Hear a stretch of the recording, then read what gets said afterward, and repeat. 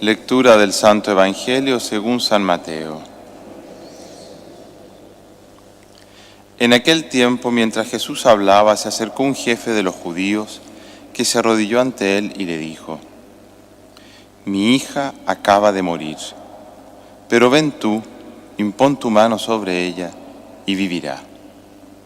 Jesús se levantó y lo siguió con sus discípulos. Entretanto, una mujer que sufría flujos de sangre desde hacía 12 años se le acercó por detrás y le tocó la orla del manto, pensando que con solo tocarle el manto se curaría. Jesús se volvió y al verla le dijo: Ánimo, hija, tu fe te ha salvado. Y en aquel momento quedó curada la mujer. Jesús llegó a casa de aquel jefe y al ver a los flautistas y el alboroto de la gente dijo: Retiraos, la niña no está muerta, está dormida. Se reían de él. Cuando echaron a la gente, entró él, cogió a la niña de la mano y ella se levantó. La noticia se divulgó por toda aquella comarca. Palabra del Señor.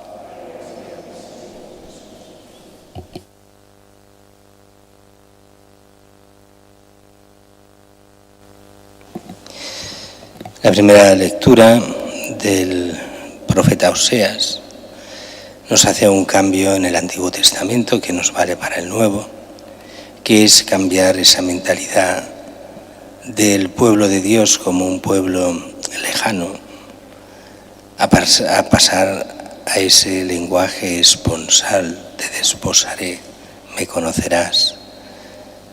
Esa idea de esta cercanía íntima entre Dios y el pueblo. Eso se nos dará a partir de Cristo, donde ya por los sacramentos y por la acción misma de Dios estamos cerquísima de Dios. Es todo lo contrario, por ejemplo, a lo que pasa con el mundo del Islam, ese Dios lejano que no ama, simplemente que sabe pero no ama, que está muy lejos, donde no hay comunión, hay solo obediencia. Mientras que en el cristiano hay esa comunión donde somos hechos hijos de Dios, pero que somos parte de su cuerpo. A este nivel esponsal somos esa iglesia esposa de Cristo. A nivel material seríamos ese cuerpo místico que hacemos parte del mismo Cristo. Pero en el Evangelio de hoy se nos dan estos dos milagros, uno detrás de otro. Este jefe que pide a Jesús la resurrección ya prácticamente. Aquí depende de las versiones del Evangelio, en una está muy grave, en la otra ya está muerta.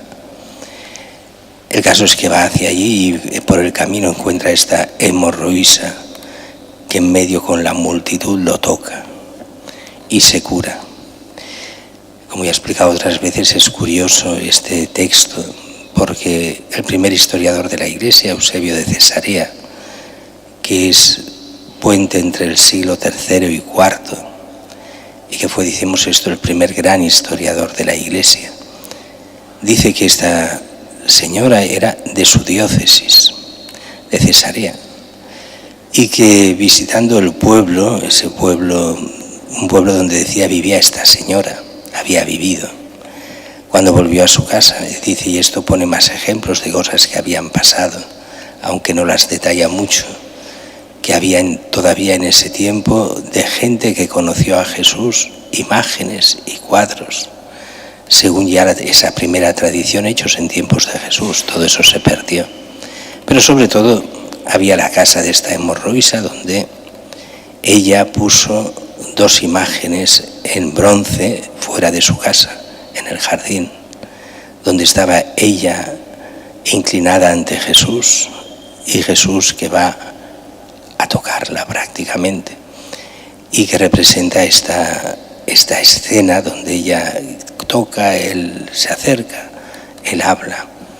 Sería una de esas imágenes primeras que habrían existido sobre Jesús mismo. No se conserva ninguna más que la sábana santa donde se puede ver el rostro de Jesús, nada más, solo esa, que que ya es suficiente y más que de sobras, porque no necesitamos ver, nosotros estamos desde la fe.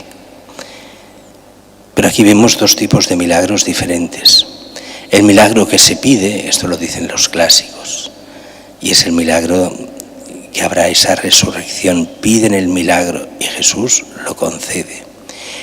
Pide públicamente, pide abiertamente, todos lo oyen. Y ese milagro mucho más oculto, el que pide desde su interior, el que quiere ser curado, no solo físicamente, también puede ser aquel que quiere ser curado a nivel espiritual o de otras formas, y lo pide en secreto, y basta que toca, se acerca a Cristo y Cristo concede. Los dos tipos de milagros, el que es más, dicho así un poco brutalmente, más espectáculo, más visible, más reconocible, y aquel que solo sabe, solo conoce, aquel que lo ha pedido en su interior y que es curado. Dios actúa como quiere y en circunstancias muy diferentes con las personas. Por eso el cristiano no ha de tener nunca miedo. Puede pedir como quiera, pedir aquello que sea bueno para él, pero bueno de verdad, que sepa que entra dentro de la voluntad de Dios y Dios quiere nuestro bien.